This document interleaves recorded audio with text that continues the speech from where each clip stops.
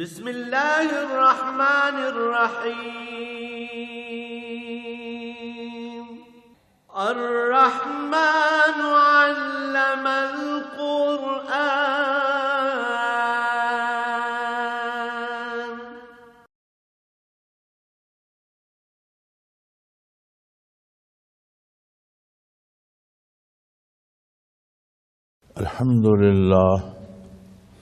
الحمد لله رب العالمين، والصلاة والسلام على حبيبه محمد وآله وصحبه أجمعين. أعوذ بالله من الشيطان الرجيم. بسم الله الرحمن الرحيم. والفجر وليال عشر والشفع والوتر والليل إذا يسر هل في ذلك قسم لذي حجر ألم تر كيف فعل ربك بعاد إرم ذات العماد التي لم يخلق مثلها في البلاد وثمود الذين جابوا الصخر بالواد وفرعون ذي الأوتاد الذين طغوا في البلاد فأكثروا فيها الفساد فصب عليهم ربك صوت عذاب إن ربك لبالمرصاد. اللهم سبحانك لا علم لنا إلا ما علمتنا إنك أنت العليم الحكيم. مولاي صل وسلم دائما أبدا على حبيبك خير الخلق كلهم. سورہ فجر یہ بھی ان صورتوں میں ہے جو مکی کہلاتی ہیں، مکہ مکرمہ میں نازل ہوئیں. ارشاد ہوتا ہے والفجر، صبح کی قسم، یعنی صبح گواہ ہے. جس طرح رات رخصت ہوتی ہے، پو پھٹتی ہے اور سوئی ہوئی دنیا جاگ اٹھتی ہے، ایک ہنگامہ عالم، زندگی کا ایک ہنگامہ برپا ہو جاتا ہے، کاروبار عالم شروع ہو جاتے ہیں. وَلَيَالٍ عَشْرٍ وَالشَّفْعِ وَالْوَتْرِ، اور 10 راتوں کی قسم، 10 راتیں اس بات پہ گواہ ہیں. ذی الحج کی 10 راتیں جن میں روئے زمین کے لوگ حج کی تیاری کرتے ہیں، سفر اختیار کرتے ہیں، حج کے لیے احرام بناتے ہیں. پھر ہر کوئی امیر غریب اپنے قیمتی یا عام لباسوں سے آزاد ہو کر کفن نما لباس پہن لیتا ہے، دنیا کے کاروبار سے الگ ہو کر تنہا کفن میں لپٹا ہوا اللہ کی بارگاہ میں حاضر ہوتا ہے. تو پورا یہ 10 دن گواہ ہیں منظر قیامت پر کہ ایک دن ایسا ہی ہوگا، شاہ و گدا کے پاس کفن ہی کا لباس ہوگا، کاروبار اور دنیا اور نظام حیات لپٹ چکا ہوگا. جس طرح ذی الحج کے 10 دنوں میں آپ دیکھتے ہیں والشفع والوتر، اور طاق اور جفت راتوں کی، جس طرح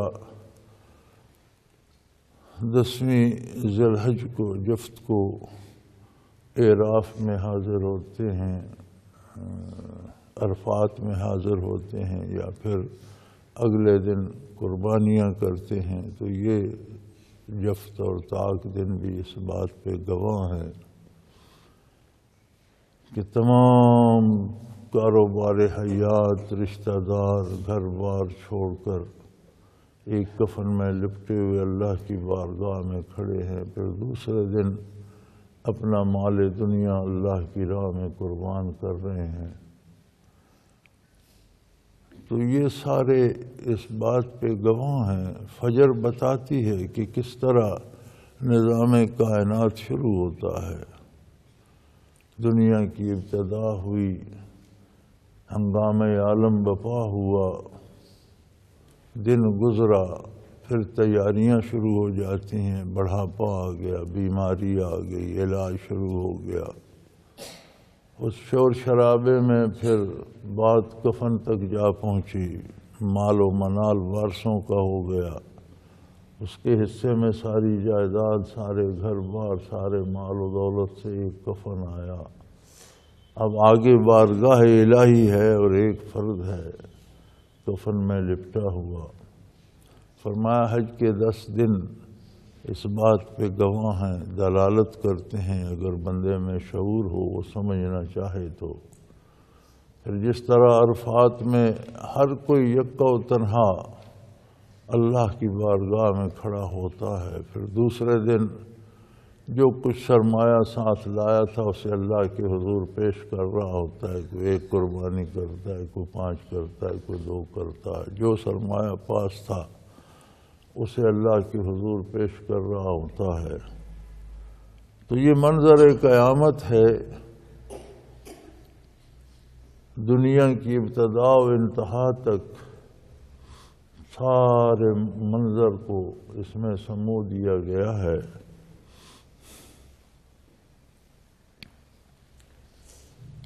واللیل اذا یسر، اور رات جب جانے لگتی ہے، یعنی پھر برزخ کی زندگی جو حیات پہ رات کی طرح چھا جاتی ہے، ختم ہونے لگ جاتی ہے۔ حل فی ذالک قسم لذی حجر، کیا صاحب شعور کے لیے، سمجھنے والوں کے لیے اس میں بہت بڑی دلیل نہیں ہے؟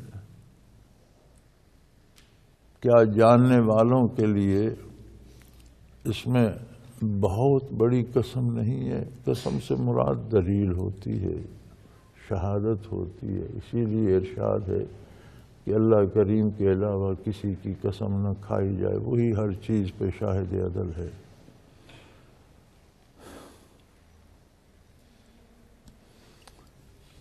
ارشادات نبوی علیہ صاحب الصلاۃ والسلام میں ملتا ہے کہ حج کرنے والا اس طرح ہو جاتا ہے جیسے آج وہ دنیا میں پیدا ہوا، یعنی اس سے پہلے کوتاہیاں، غلطیاں، گناہ، جرائم جو ہو چکے سارے معاف ہو جاتے ہیں۔ تو یقیناً انہی لوگوں کے ہوتے ہیں جو اس نظر سے، جس نظر سے قرآن کریم بتا رہا ہے، حج کو دیکھتے۔ کچھ لوگ جو محض سیر سپاٹے کے لیے جاتے ہیں، کچھ خرید و فروخت کے لیے جاتے ہیں، چل پھر کے آ جاتے ہیں، ان کی زندگی پہ کوئی اثر نہیں پڑتا۔ جیسے جاتے ہیں ویسے آ جاتے ہیں، جو عام زندگی کا وتیرہ ہے، بھلا برا، وہی واپس آتے ہیں، وہی ہوتا ہے۔ تو وہ حج نہیں ہوتا، سیر سپاٹا ہی ہوتا ہے۔ اسرار التنزیل میں نے ایک روایت نقل کر دی کہ حجاج کرام جو کنکریاں مارتے ہیں شیطانوں کو مینا میں، وہ اللہ کریم کے فرشتے اٹھا لیتے ہیں اور قیامت کو ان کے اعمال میں، نیکیوں میں تولی جائیں گے۔ تو ہمارے ایک ساتھی تھے مولانا صاحب، ہنگو میں ان کا مدرسہ تھا، بہت فاضل آدمی تھے اور بڑے نیک آدمی تھے، اللہ انہیں غریق رحمت کرے، وصال ہو چکا۔ تو کہیں مطالعہ فرماتے ہوئے انہوں نے وہ روایت پڑھی تو انہوں نے مجھے خط لکھا کہ میں امسال اہلیہ سمیت حج پر گیا ہوا تھا، تو میرا مشاہدہ تو یہ ہے کہ وہاں کنکریوں کے ڈھیر لگ جاتے ہیں، اور رات کو سعودی حکومت کے ٹرک وہاں سے کنکریاں اٹھا رہے تھے، اور آپ نے تفسیر میں روایت نقل کر دی ہے کہ فرشتے لے جاتے ہیں۔ یہ کیا بات ہے؟ تو میں نے انہیں جواباً لکھا کہ مولانا میں نے لکھا ہے کہ حاجیوں کی کنکریاں فرشتے لے جاتے ہیں، جو سیر سپاٹے کے لیے جاتے ہیں ان کی ٹرک کی اٹھائیں گے، جو حج کے لیے جاتے ہیں اور واقعی حج کرتے ہیں ان کی کنکریاں تو فرشتے لے جاتے ہیں۔ تو صحابہ کرام تو حج کرتے تھے، تو اللہ کریم فرماتے ہیں کہ یہ حج کا دورانیہ، یہ ذی الحج کے 10 دن، یہ سفر، یہ اپنوں سے جدائی، یہ کاروبار چھوڑ کر جانا، پھر لباس، شان و شوکت، عہدے مرتبے چھوڑ کر ہر شخص کا، غریب امیر کا ایک کفن پوش ہو جانا، ایک جگہ، ایک بیت اللہ کی گرد بلا تمیز شاہ و گدا طواف کرنا، بڑے درد سے اللہ کریم کو پکارنا، اپنے گناہوں کی مغفرت اور معافی چاہنا، بخشش چاہنا، اللہ کا قرب تلاش کرنا، اور پھر دن گن کر عین وقت پر مینا پہنچنا، عرفات جانا، پھر عین دن گن کر جو مال پاس ہے قربانی کرنا، یہ سارا اس پہ دلالت کرتا ہے، قیامت کا منظر سامنے آ جاتا ہے۔ اور صاحب عقل و خرد کی زندگی بدلنے کے لیے یہ کافی ہے۔ جس میں شعور ہے وہ سمجھتا ہے کہ بجائے اس کے کہ میدان حشر میں جا کر سبق حاصل کروں، آج سے اپنی زندگی بدل لوں۔ جس کے حج جس کا قبول ہو جاتا ہے اس کی زندگی تبدیل ہو جاتی ہے، بدل جاتی ہے، گناہ چھٹ جاتے ہیں، زندگی نیکیوں کی طرف چل پڑتی ہے، اللہ کی راہ پہ چل پڑتی ہے۔ اور فرمایا یہ صاحب شعور لوگوں کی بات ہے۔ عند اللہ عقل مند کون ہے؟ ہمارے ہاں جس کے پاس زیادہ دولت ہو ہم سمجھتے ہیں بڑا عقل مند ہے، بڑا دانا ہے۔ اللہ کریم فرماتے ہیں جو دنیا میں رہ کر آخرت کما لے عقل مند وہ ہے۔ دانا وہ ہے جو اس دار دنیا میں، اس انسانی وجود میں، ان ضرورتوں میں گھرا ہوا ہونے کے باوجود آخرت بنا لے، وہ عقل مند ہے۔ جو ان حوادثات زمانہ سے آخرت کے دلائل اخذ کرے وہ دانا ہے۔ جو زندگی کے نشیب و فراز سے عظمت الہی کو پہچانے وہ عقل مند ہے۔ جو اس کارگہ حیات سے، اس کارگہ حیات کو بنانے اور چلانے والے کو پہچان لے وہ دانا ہے۔ اور جو اس سارے نظام سے گزرتا رہے، تھپیڑے کھاتا رہے اور مختلف طاقتوں، مختلف چیزوں کو پکارتا، پکڑتا، ان کی طرف لپکتا رہے اور وہ خالق کائنات کو پہچان نہ پائے، فرمایا اس جیسا بے وقوف کون ہے؟ الا اللہ۔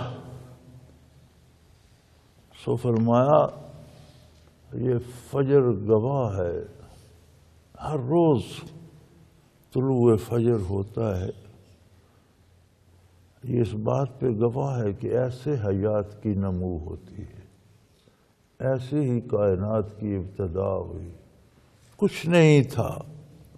جس طرح رات کا سناٹا ہوتا ہے، طلوع فجر کی طرح اللہ نے حیات، کائنات، مخلوقات پیدا کر دی، زندگی کا ہنگامہ بپا ہو گیا، دن ہو گیا۔ پھر ذی الحج کی 10 راتیں بتاتی ہیں کہ اس ہنگامے کو ایک دن اللہ کے حضور پیش ہونا ہے، سب کو وہاں کی تیاری کرنی چاہیے۔ پھر 10ویں 11ویں یہ بتاتی ہے کہ ہر فرد تنہا تنہا اپنا اپنا اعمال نامہ لیے وہاں کھڑا ہوگا، کفن کی 2 چادروں میں اپنے اپنے اعمال لیے وہاں کھڑا ہوگا، اور پھر چاہے گا کہ ساری دنیا کا مال بھی قربان کر دوں، میری نجات ہو جائے۔ عہد جاہلیت میں بھی لوگ حج تو کرتے تھے، جب سے ابراہیم علیہ السلام نے بیت اللہ بنایا تھا، رسومات ہو گئی، دین چھٹ گیا، رواج آ گئے، لیکن حج کے نام پر رسومات تو کرتے تھے، تو جانتے تھے۔ پھر جب رات جانے لگتی ہے تو یہ بھی بتاتی ہے کہ دنیا کا بکھیڑا ختم ہوگا، برزخ کی تاریکی ختم ہوگی، اور حشر کا دن طلوع ہوگا، ہر چیز سامنے آ جائے گی۔ حل فی ذالک قسم الذی حجر، کیا صاحب شعور لوگوں کے لیے یہ دلیل کافی نہیں؟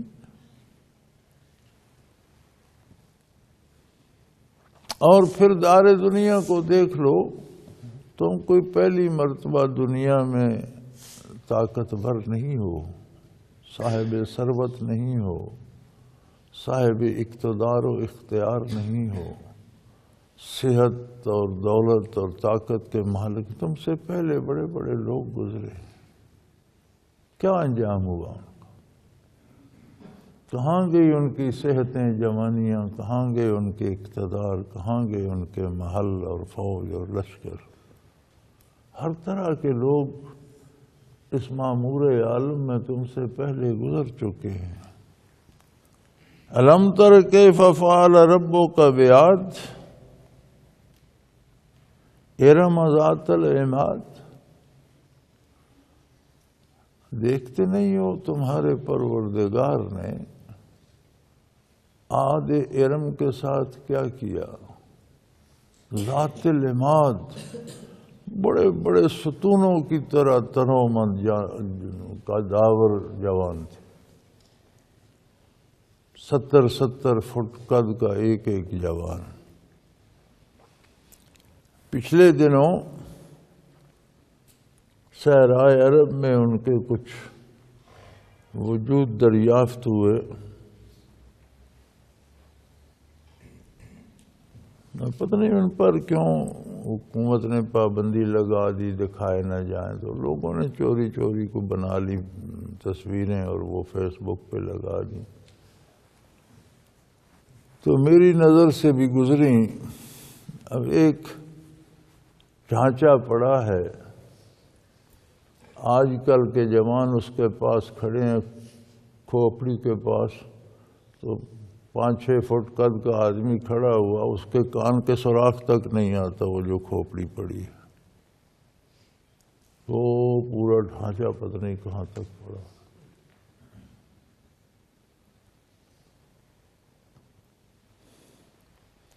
یہ عاد ارم کی اولاد تھے، ارم کے عاد اور سمود دونوں ارم کی اولاد تھے، اور سمود کو بھی عاد ثانی کہا جاتا ہے کہ ارم ہی کی اولاد تھی۔ شداد حکمت بادشاہ جو جس نے خدائی دعویٰ کیا تھا، یہ بھی عاد کا بیٹا تھا، غالباً میں نے کل بھی اس کا ذکر کیا تو شداد بن ارم کہہ دیے، شداد بن عاد بن ارم تھا، تو یہ عاد میں سے تھا، اور سمود بن ارم تھا، تو اس قوم سمود عاد پر ارم پر جا کر عاد اور سمود مل جاتے ہیں، اس لیے سمود کو بھی عاد ثانی کہا جاتا ہے۔ تو الم تر کیف فعل ربک بعاد، کیا تم دیکھتے نہیں ہو کہ تمہارے پروردگار نے، یہاں رب کا لفظ استعمال ہوا، ربوبیت کا تقاضا ہے کہ ہر ایک کی ہر ضرورت پوری کرے اور ہر ایک کے ہر فعل پہ نتیجہ مرتب کرے۔ آم کا بیج کوئی بوئے تو اس پر آم کا پودا اگائے، اس پر آم کے پھل لگائے، کوئی انگور بوئے تو اس پر انگور لگیں، کوئی کیکر بوئے تو اس پر کیکر پیدا ہو اور اس پر کانٹے جھاڑ جھنکاڑ لگے۔ ربوبیت کا تقاضا ہے جو گندم بوئے اس کی گندم اگے، جو جو بوئے اس کے جو اگے۔ یہ بھی ربوبیت کا تقاضا ہے کہ جو برائی کرے، گناہ کرے، اس پر بربادی اور تباہی آئے، جو نیکی کرے اس کو نیک اجر ملے، یہ تقاضا ربوبیت ہے۔ تو فرمایا تمہارے پروردگار نے بتقاضا ربوبیت عاد کے ساتھ کیا کیا؟ ارم ذات العماد، جو ارم کی اولاد تھی اور بڑے بڑے ستونوں کی طرح سیدھے تنو مند قداور نوجوان، اتنے اتنے قداور اور کوئی جھکے ہوئے کبڑے وبڑے نہیں تھے، تنو مند کھڑے تڑے سیدھے نوجوان تھے۔ اللاتی لم یخلق مثلها فی البلاد، ایسے جوان پھر دوبارہ دنیا میں پیدا نہیں کیے گئے، جو طاقت، جو قد، جو قوت، جو جسمانی حلیہ اور جو جسمانی قوت انہیں دی گئی تھی، اس کاٹ کے لوگ اللہ کے نہیں فرماتے ہیں میں نے پھر پیدا نہیں کی۔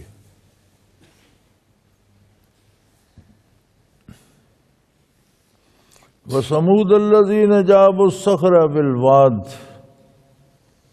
اور سمود جو ان کے بعد ہوئے ارم کی ہی اولاد تھے، سمود بھی ارم کے تھے اور عاد ثانی انہیں کہا جاتا ہے، وہ ان کے بعد ہوئے اور انہیں بھی اتنی قوت، اتنا شعور، اتنی عقل، اتنی ٹیکنالوجی تحقیق دی کہ انہوں نے پتھروں کو کاٹ کاٹ کر شہروں میں تبدیل کر دیا، گھر بنا دیا۔ جابوا الصخر بالواد، وادیوں میں پہاڑوں کو، چٹانوں کو تراش کر شہروں میں تبدیل کر دیا،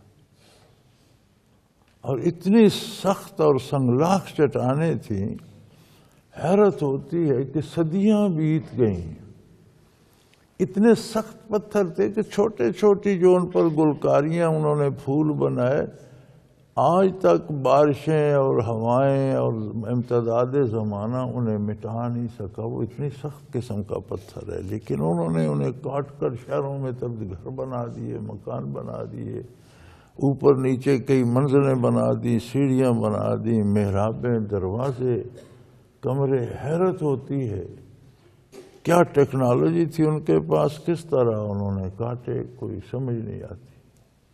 اتنی صفائی سے کٹے ہوئے ہیں اور اتنے سخت پتھر ہیں کہ وہ صدیوں کی سختیاں برداشت کر کے فرسٹ کلاس کھڑے ہیں۔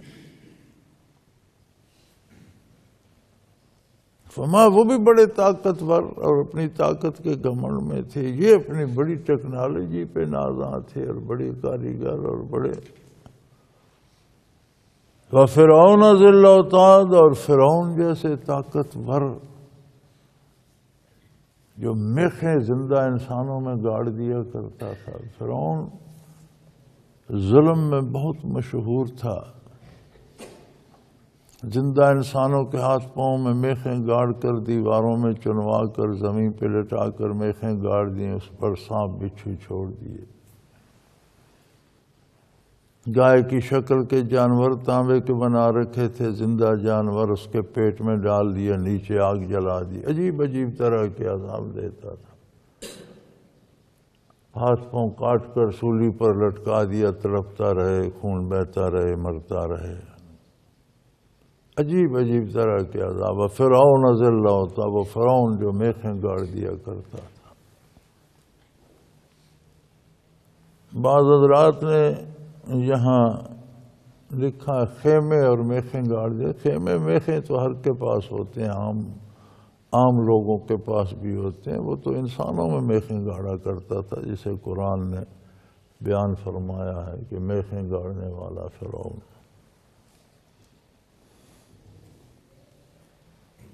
الذین طغوا فی البلاد، یہ وہ لوگ تھے جنہوں نے شہروں میں بغاوت کی حد کر.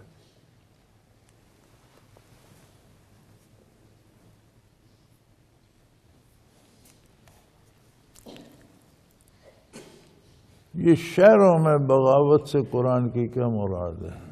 طغوا فی البلاد، شہروں میں بغاوت کر دی. یہ سیدھا سیدھا کیوں نہیں کہا کہ اللہ سے بغاوت کر دی، اللہ کی بات نہیں مانی؟ بات تو سیدھی سی تھی کہ اللہ کی بات نہیں مانی. فرمایا طغوا فی البلاد، شہروں میں بغاوت کر دی. اس سے مراد ہے کہ نظام سلطنت، نظام ریاست، ان کا شہریوں کے ساتھ سلوک جو تھا وہ باغیانہ تھا، وہ اللہ کے حکم کے مطابق نہیں تھا. ہر قوم، ہر ملک، ہر ریاست قوانین بناتی ہے، ضابطے بناتی ہے، معاشرہ اسی پر چلتا ہے. ہر معاشرے میں خواہ وہ جدید تہذیب کے مطابق، جدید اقوال کے مطابق مہذب ہو یا غیر مہذب ہو، جدید دنیا میں جسے کچھ پڑھنا لکھنا لباس پہننا آ گیا وہ مہذب کہلاتا ہے، جو ان پڑھ رہ گیا لباس وغیرہ سے ناآشنا غیر مہذب کہلاتا ہے. چلو ایسا ہی صحیح، اللہ کے نزدیک جسے دین آتا ہو وہ مہذب ہے، جو لا دین ہو وہ غیر مہذب ہے. دین کا معیار یہ ہے. لیکن ہم دنیا داروں کا معیار ہی دیکھ لیں تو مہذب معاشرہ ہو یا غیر مہذب ہو، جنگلی لوگ بھی اپنا ایک نظام بنا کے، ہر قبیلے کا ایک سردار ہوتا ہے، وہ ضابطے بناتا ہے، اس کے پاس فیصلے ہوتے ہیں، جھگڑوں کے فیصلے کرتا ہے. وہ ہر قبیلے کا اپنا ایک قوانین دستور ہوتا، اس کے مطابق ہر کوئی رہتا. مہذب دنیا میں بھی قوانین ہوتے ہیں. یہ قانون بنانا کس کا حق ہے؟ جس کی مخلوق ہے اور جس نے مخلوق کو ضرورتیں لگائی ہیں، محتاج بنایا ہے، ان کی ضرورتوں کو کیسے پورا کیا جائے یہ بتانا بھی اس کا منصب ہے. وہ مالک جس نے ضرورتیں لگائی ہیں، جس نے بھوک پیدا کی ہے اور بھوک مٹانے کے لیے رزق پیدا کیا ہے، یہ اس کا منصب ہے کہ وہ بتائے کہ رزق حاصل کیسے کیا جائے گا. یہ اس کا منصب ہے کہ وہ بتائے کہ کون سا رزق کیسے کھایا جائے گا، کس سے پرہیز کی جائے گی، کون نہیں کھایا جائے گا، کس طریقے سے لیا جائے گا، کس طریقے سے نہیں لیا جائے گا. جس نے بیماریاں پیدا کی ہیں اس کی شان ہے وہ بتائے کہ اس کا علاج کیا ہے. جس کی نافرمانی ہوتی ہے وہ بتائے کہ اس کی سزا کیا ہے. تو گویا معاشرے میں قوانین بتانا یہ اللہ جل شانہ کا حق ہے. جب ہم معاشرے میں قانون اس کے حکم کے خلاف بناتے ہیں تو یہ بغاو فی البلاد، یہ شہروں میں بغاوت ہے، معاشرے میں بغاوت ہے.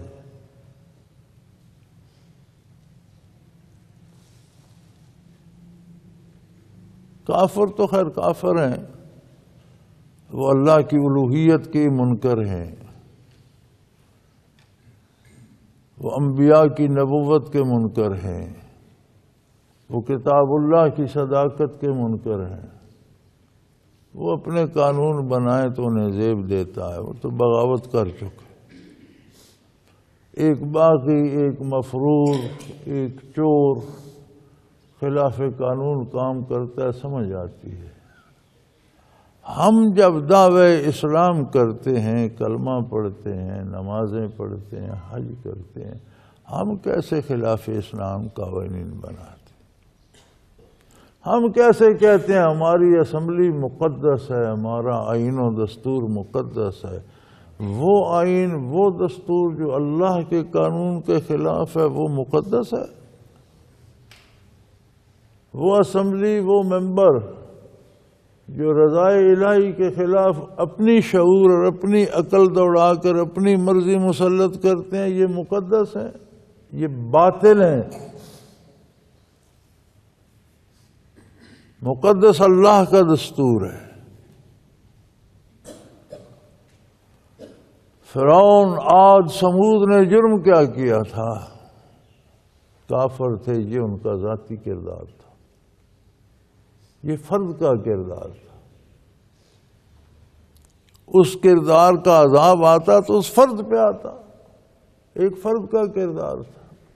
عظمت الہی کا منکر تھا، ایک فرد تھا۔ آخرت کا منکر تھا، ایک فرد تھا۔ معاشرے کے قوانین بنائے اور معاشرے نے قبول کیے تو سارا معاشرہ باغی ہو گیا، پھر عذاب آیا تو قوموں کو قومیں غرق ہو گئی۔ آج کون سی مصیبت ہے جو ہم پر وارد نہیں ہے؟ کبھی قید سالی منہ کھولے کھڑی ہے، عجیب و غریب بیماریاں زمین سے پھوٹ رہی ہیں، ایک کا علاج ہوتا ہے ایک اور آ جاتی ہے۔ ایسی بیماریاں جو کبھی سنی نہیں تھی۔ کبھی آپ نے سنا تھا عام غریب آدمی کو کسی کو کینسر ہو گیا، کسی کو دل کا دورہ پڑا؟ کبھی نہیں۔ ہم نے تو بچپن لڑکوں میں تو نہیں سنا، بزرگوں سے تو نہیں سنا تھی یہ چیزیں۔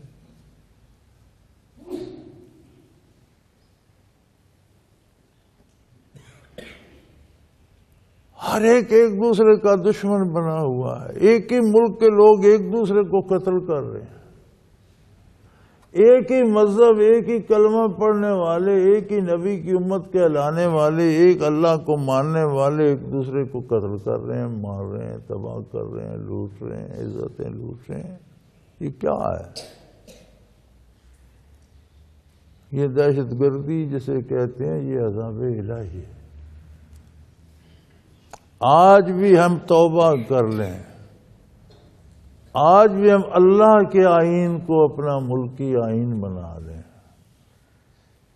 آج بھی ہمارا دستور قرآن کریم بن جائے، آج بھی رحمت الہی متوجہ ہو سکتی ہے، آج بھی بھوک و افلاس مٹ سکتے ہیں، آج بھی بیماریاں بھاگ سکتی ہیں، آج بھی امن قائم ہو سکتا ہے۔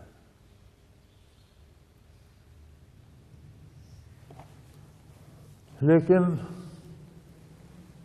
اللہ توفیق دے، اللہ ہمیں ہدایت دے، اللہ ہمارے گناہ معاف فرمائے کہ ان قوموں نے طغوا فی البلاد، بغاوت کی شہروں میں، قریوں میں، آبادیوں میں۔ یہ آبادیوں میں، شہروں میں، قریوں میں بغاوت ہے، معاشرے کے طریقے، قوانین، اسالیب وضع کرنا۔ یہ فرعونیوں کی، نمرودیوں کی، شدادیوں کی، عاد و سمود کی عادت تھی۔ یہ کافروں کے رویے تھے جو پھر قوموں کی قومیں غرق ہو گئیں، تباہ ہو گئیں۔ مولانا احمد اللہ لاہوری رحمۃ اللہ تعالی علیہ فرمایا کرتے تھے کہ اے لاہوریو، یہ شکر کرو کہ کچھ لوگ بھوک پیاس برداشت کر کے اللہ اللہ کرتے رہتے ہیں، تم ان کے صدقے بچے ہوئے۔ یہ تو اللہ کا شکر ہے کہ وطن عزیز میں کچھ اللہ اللہ کرنے والے لوگ ہیں، کچھ حیات رواں دواں ہے۔ ورنہ جو ہمارے رویے ہیں یہ تو ہمیں لے ڈوبے. فَأَكْثَرُوا فِيهَا الْفَسَادَ فَأَكْثَرُوا فِيهَا الْفَسَادَ. ان کے رویوں نے معاشرے میں فساد پیدا کیا، تباہی پیدا کر دی. ہمیں قرآن کہانیاں نہیں سناتا، وہ کہتا ہے یہ حالات دے کر اپنے حالات کا موازنہ کرو. کیا ہمارے ان رویوں نے بھی فساد تو نہیں پیدا کر دیا؟ اکثر فیہ الفساد. ان کے ان رویوں نے اور ان بغاوتوں نے معاشرے میں فساد پیدا کر دیا، تباہی پیدا کر دی، ہر طرف بربادی پھیلا دی. وآخر دعوانا ان الحمد للہ رب العالمین. اللہ اللہ اللہ اللہ اللہ اللہ اللہ اللہ. حضرت امیر محمد اکرم آوان مد ذلہ العالی دارالعرفان منارہ ضلع چکوال میں سالہ سال سے قرآن و حدیث کے اوپر خطابات کر رہے ہیں اور سلسلہ نقشبندیہ اویسیہ کے مطابق لوگوں کو ذکر الہی کی تربیت دے رہے ہیں. وہ قرآن پاک کی تفسیر ترتیب وار بیان کر رہے ہیں. تفسیر قرآن کو وہ موجودہ ملکی اور بین الاقوامی حالات کے مطابق بیان کرتے ہیں. موٹر وے سے کلر کہار کے انٹرچینج سے نکلتے ہوئے کلر کہار کی جھیل سے ہوتے ہوئے میانی، بوچھال اور نور پور سے گزرتے ہوئے دارالعرفان منارہ پہنچ سکتے ہیں. حضرت امیر محمد اکرم آوان نے بچیوں اور بچوں کی دینی اور دنیاوی تعلیم کے لیے سقارہ اکیڈمی کے نام سے ایک درسگاہ بھی قائم کی ہے، جس کا افتتاح ملک پاکستان کے صدر جنرل محمد ضیاء الحق نے اپنے دست مبارک سے کیا تھا. وہ تمام احباب جو اسلام کی طلب رکھتے ہیں ان سے گزارش ہے کہ دارالعرفان منارہ ضلع چکوال میں امیر محمد اکرم آوان صاحب کے خطابات سے مستفید ہوں. وہ ہر جمعے کو نماز سے پہلے بیان فرماتے ہیں. ہر ماہ کی پہلی اتوار کو ماہانہ اجتماع ہوتا ہے جس میں آپ خصوصی خطاب فرماتے ہیں اور پاکستان کے چاروں صوبوں سے احباب اس اجتماع میں شرکت کرتے ہیں. اس کے علاوہ یہاں سال میں 2 مرکزی اجتماعات بھی ہوتے ہیں. ایک رمضان المبارک میں اعتکاف کا اجتماع اور دوسرا جولائی اور اگست میں 40 دن کا اجتماع ہوتا ہے جس میں روحانی تربیت کی جاتی ہے. اپنا خون سیماب دے کر اتنا ہم کر جائیں گے، نام آقا کا چمن میں پھر رقم کر جائیں گے.